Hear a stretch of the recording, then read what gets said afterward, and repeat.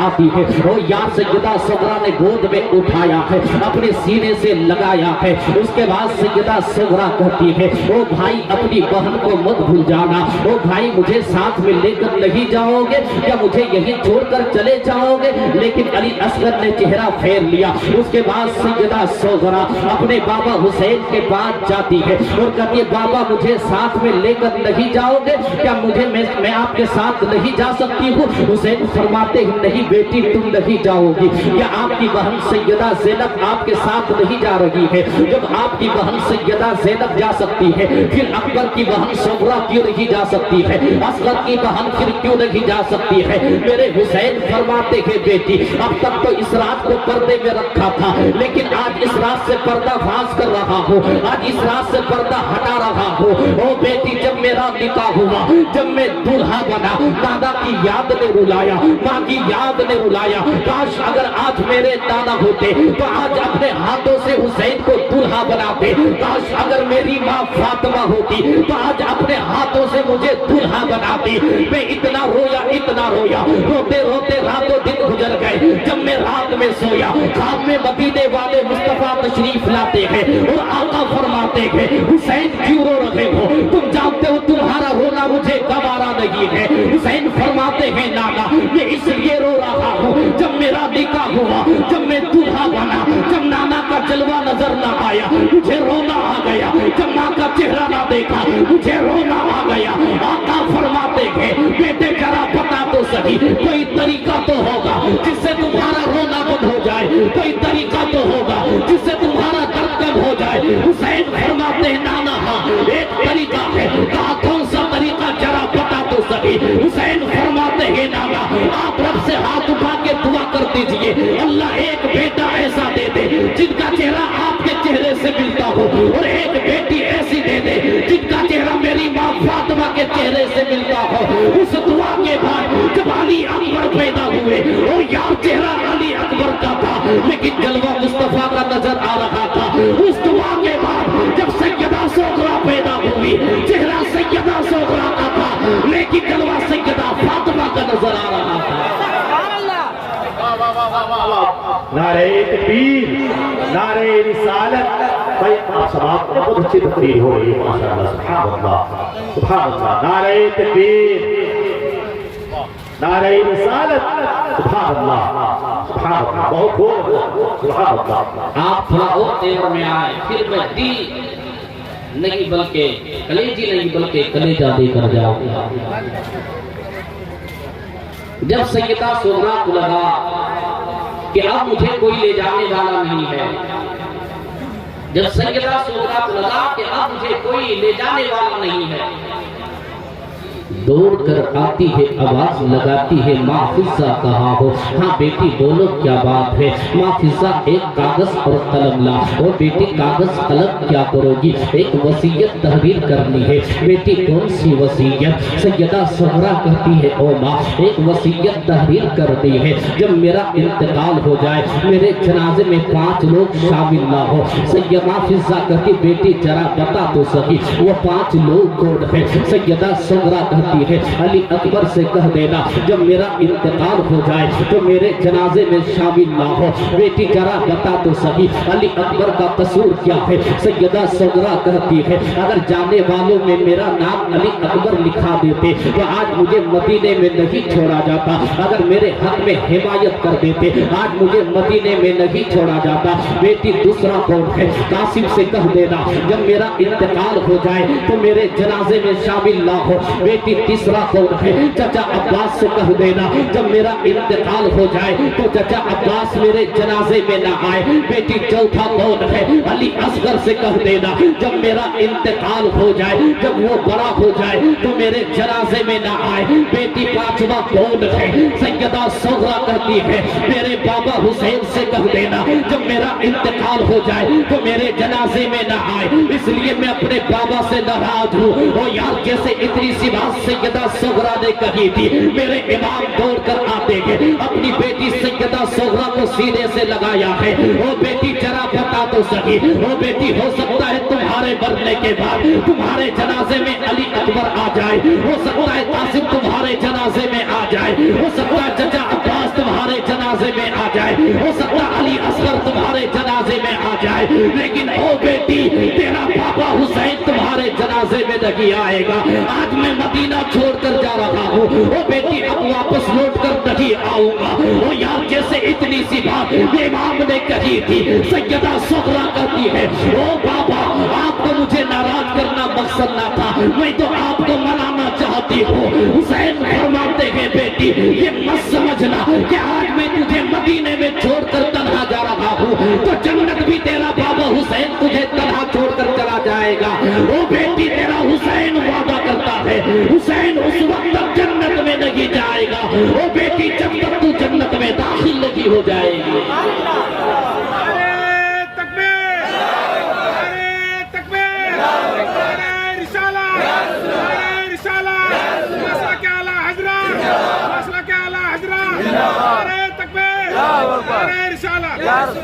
پھر میرے امام نے تسلی سمجھایا، اس کے بعد پھر مدینے سے روانہ مکہ۔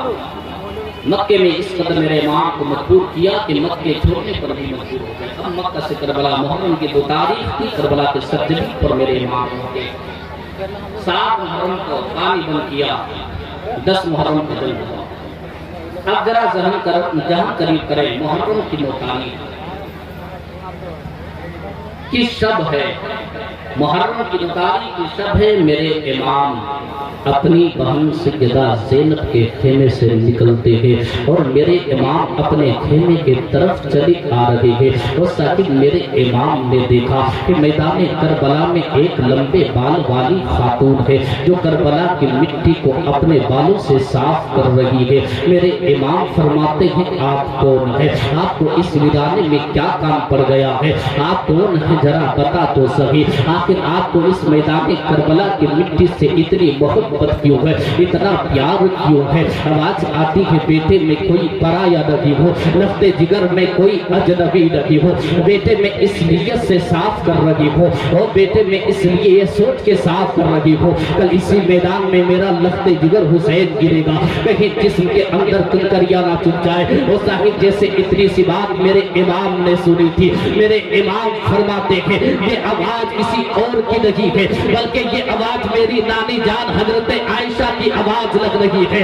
میرے امام دوڑ پڑے اور میرے امام فرماتے ہیں وہ نانی جان ذرا بتا تو صحیح اس وقت تو کہاں گئی تھی جس وقت آپ کا چمن لوٹا جا رہا تھا؟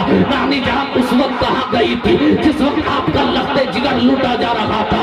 وہ یار آواز آتی ہے وہ شہزادے میں تجھ سے دور کب ہوئی ہوں، بڑا خوبصورت امتحان دے رہے ہو، اس میدان پہ تو تنہا نہیں ہو حسین بلکہ اس میدان پہ تیرے نانا محمد رسول اللہ بھی آئے ہوئے ہیں، تیرے بابا مولا علی بھی آئے ہوئے ہیں، تیری ماں سیدہ فاطمہ بھی آئی ہوئی ہے، تیرے بھیا حسن بھی آئے ہوئے ہیں، آدم صفی اللہ بھی آئے ہوئے ہیں، ابراہیم خلیل اللہ بھی آئے ہوئے ہیں۔ اس میدان پہ تو تنہا نہیں لال بلکہ سارے نبیوں کی جماعت آ چکی ہے۔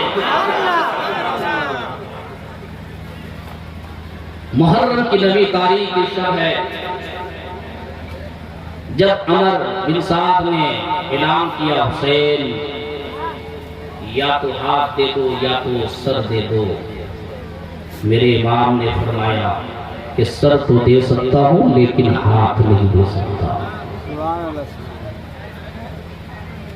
تو عمر بن سعد نے کہا ٹھیک ہے سر دینے کے لیے تیار ہو جاؤ، بولا آج کی رات مہلت دی جائے، آج کی رات مہلت دی جائے۔ مہلت مل گئی، میرے امام نے اپنے غلاموں کو بلایا، میرے غلاموں یزید میرے خون کے پیاسے ہیں، تم میں سے جو جانا چاہتے ہو واپس چلا جا، کوئی اپنے ماں باپ کو چھوڑ کر آیا ہے، کوئی اپنی بیوی کو چھوڑ کر آیا ہے، کوئی اپنے بچے کو چھوڑ کر آیا ہے۔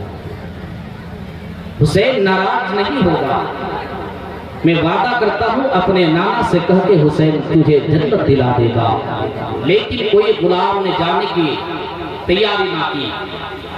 پھر میرے امام نے فرمایا ٹھیک ہے تو آج کی رات رب کو منا لو، آج محبت مل گئی ہے، آج کی رات رب کو منا لو، ہو سکتا ہے زندگی کی آخری نعرہ رسالت، مسلک اعلیٰ حضرت، فیضان اعلیٰ حضرت، پیغام کربلا، پیغام کربلا، حضرت علامہ شمس الدین صاحب سبحانی، سرزمین علم و بات، سبحان اللہ. میرے امام نے فرمایا میرے غلاموں آج کی رات رب کو منا لو، ہو سکتا ہے زندگی کی یہ آج آخری رات ہو، بندگی کی بھی آخری رات.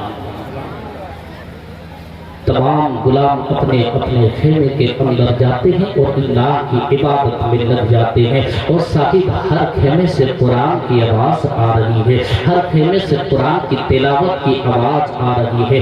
اپنے اپنے اپنے اپنے خیمے میں اللہ کی عبادت کرتے جا رہے ہیں، قرآن کی تلاوت کرتے جا رہے ہیں. جب رات کا آخری پہر گزرا ہے، جب فجر کا وقت ہوا ہے، میرے امام نے فرمایا بیٹے علی اکبر جا میدان کربلا میں جا اور جا کر اذان پڑھ دے. علی اور میرے امام نے فرمایا علی اکبر کربلا کے میدان میں اذان پڑھ دے. اور جب کربلا کے میدان سے واپس آنا تو کربلا کے میدان کو جائزہ لیتے آنا. وہ یار علی اکبر اٹھے تھے اور میدان کربلا میں پہنچے تھے. جا کے علی اکبر نے اذان پڑھی ہے.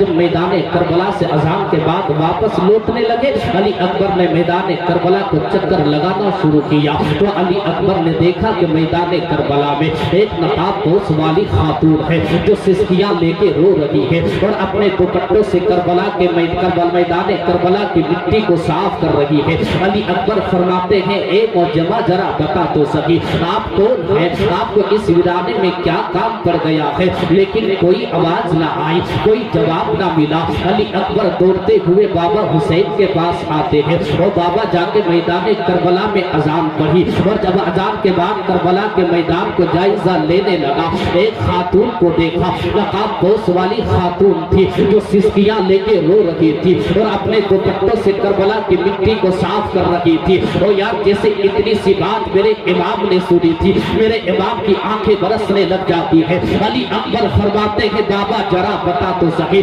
میں نے کون سی بات کہہ دی جو آپ کی آنکھیں برسنے لگ گئی. حسین فرماتے ہیں بیٹے تجھے پتا ہے آنے والی وہ خاتون کون تھی جو سسکیاں لے کے رو رہی تھی اور اپنے دوپٹوں سے میدان کربلا کو صاف کر رہی تھی.